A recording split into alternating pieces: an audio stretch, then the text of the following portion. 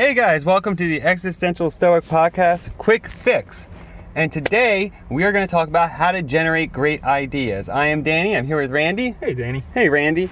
All right, so great ideas. Ooh, oh man, exciting. not just ideas, great ideas. Are these $1 million ideas? Well, hopefully, right? Why would we need great ideas? Well, we need ideas for everything, right? How to proceed, how to plan, how to figure out our projects, our goals, what we want to do. You need ideas. We need ideas, but sometimes people get stuck and they just don't have any ideas. Yeah. I've been in this spot before. I have been in this spot too. I mean, oftentimes life can seem pretty bleak if you don't have any ideas. It can. I mean, I think we are creative beings, right? I mean, one of the fundamental things human beings do is create, and ideas are part of that creation. Yes, so how would you start to generate some great ideas, to come up with some great ideas? To come up with great ideas, I think one thing that's always worked for me is actually doing stuff. I think it's important to keep trying new things and to keep working at different goals, because the more creative I am, the more it generates creativity. I think there is a connection there. It's almost like, you fuel the creative process through working at it. Yeah. I like how you say that, because we talked previously in longer episodes about the explore-exploit paradigm, where sometimes you have to explore new things, sometimes you have to exploit the things you've already explored. Yeah. But also I kind of see it how I heard this thing a while ago, how a master at one thing is really a master at everything. And I like it's in these exploring these new avenues where you actually get to bring all of your past experience from everything you've done, and you get to see it and do it in a completely different way than anyone else on the planet can do it or see it. And by doing that, you get to create something brand new that nobody else can do. Yeah, it's funny, that's why sometimes, we leverage the skills that we have and our perspective. And sometimes someone who is actually unfamiliar with something will come up with a better idea, because they're not restricted by the same paradigms, the same sort of, rigid things that might sort of constrict somebody who's very familiar with something, and right? There's so many examples of this nowadays. Like, we just look at how the internet is a platform that completely opened this up for everybody, where small little startups can have these ideas that can take down giant Goliaths of corporations, because they're able to move more quickly, and they're able to start in a niche that maybe the giant couldn't do because it wasn't profitable for them, but out of that niche to grow and grow and grow until they completely take over the industry. Yeah, right. And they're not doing something, they're starting out fresh rather than trying to tack onto something old, right? Like, for instance, Netflix was a in-the-mail DVD system. Yeah. Who does that anymore? Yeah, Who right. does that? Nowadays, they've taken down giant film studios. They have, yeah. They become one of the number one ways that people consume that type of content. Yeah. It's insane. Yeah, so in terms of how to get ideas, I think, there's a few different ways that I like to go about getting ideas.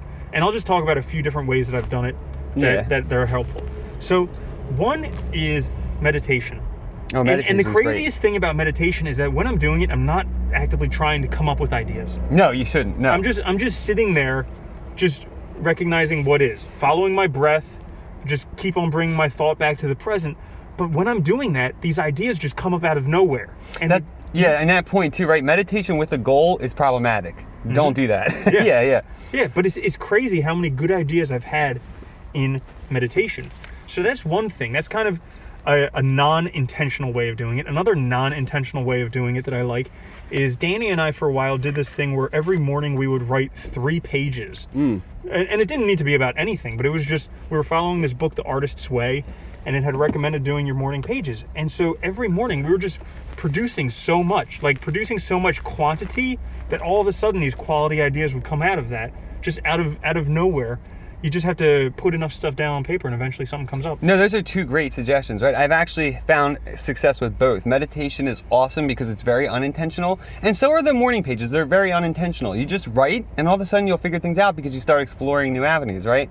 I've also personally always liked taking walks, which is a sort of meditative way of doing it. I'll go find a nice sort of trail in the woods. I'll take a walk, and while I'm walking, I kind of am enjoying the nice weather, enjoying the trees, and I'll just be thinking about things, and I bring a notebook with me, and I usually will come up with some good ideas that way.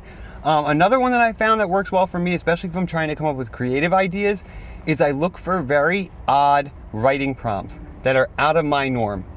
So what would that look like? So, like, normally, say I'm trying to write a post about, positivity, right? I might look for a writing prompt on character development.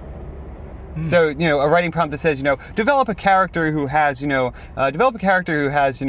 who's afraid of social gatherings, right? And I'll try and write a short, like, one-page thing using that.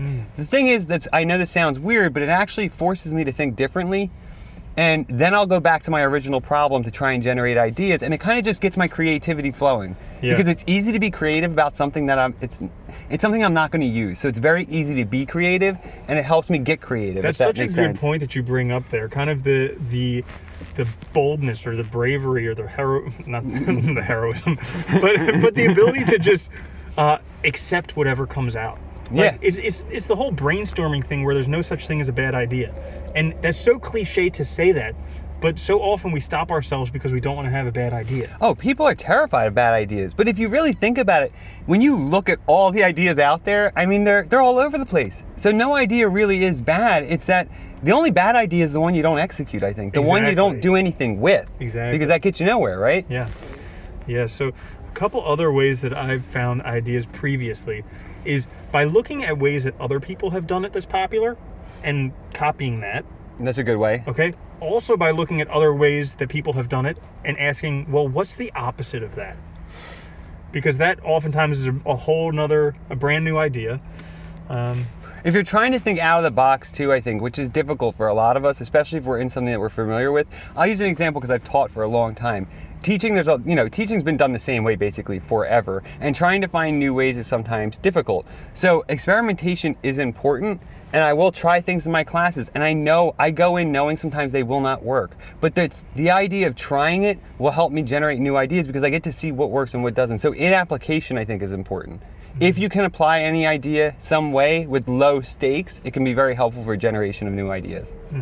If that makes sense. It does. So yeah, so I think that for me is basically how I come up with new ideas. I mean, for me, honestly, the best ways are meditation and just looking at the problem. Actually, for one thing I forgot to say, pencil and paper. Oh, or God. pen and paper. Yeah. I can't even emphasize how important this is, but I've had so many ideas that at least I think were great, but I didn't write them down. So they're lost. And the funny thing is, I carrying a notebook. I prefer writing by hand when it comes to ideas. I think there's a different connection with the brain than typing. But you do have a cell phone on you all the time. I mean, there's really no excuse not to write it down anymore, at least. But yeah, really carrying a notebook, writing things down is crucial because when you jot these down in the moment, a lot of times those ideas will transform into something different later. Or give you a new idea later, right? I mean, that's the other thing. Ideas, I think, creativity generates creativity. So you need to actually do it. Don't fear what ideas you put down, just go for it. Yeah. I think that's the best advice for idea generation. Bingo. Yeah. Anything else? I'm good. I'm good. I think that was a good one. All right. Yeah. Well, thanks for joining us for this quick fix. We'll be doing these every week, just a short little quick fix for you guys, how to help you out. Yeah. Make sure to like, subscribe, click the notification bell, comment. We'll see you guys later. Well, yeah, we'll see you next week. Take care, Randy. Later, Danny.